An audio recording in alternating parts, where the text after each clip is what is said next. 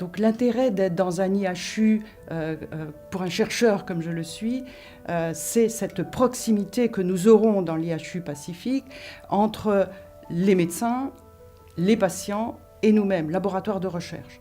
C'est très très important. Nous ne pouvons pas, en effet, attendre pour nos recherches des cellules qui vont nous venir par avion même spécial d'un autre laboratoire, d'un autre hôpital, loin d'ici, qui vont nous arriver. Et voilà, donc ça va nous décaler les expériences, quitte même à altérer les résultats. Donc cette proximité vraiment importante entre ces trois corps de métier, je dirais, est vraiment très très importante. Et nous l'aurons dans notre IHU Pacifique.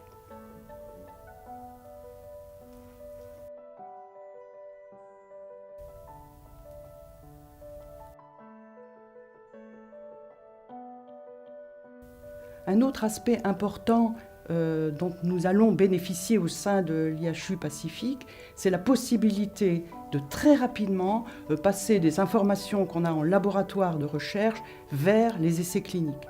Et ça, c'est également un point extrêmement fort.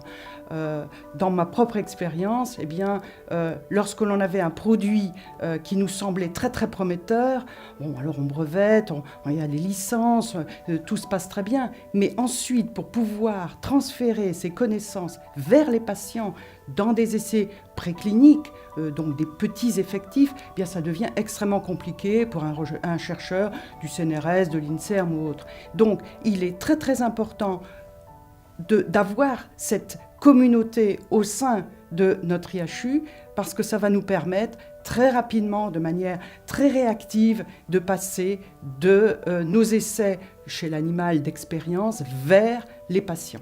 Et là, c'est vraiment le plus de cet IHU Pacifique local où il y a cette proximité des différentes instances.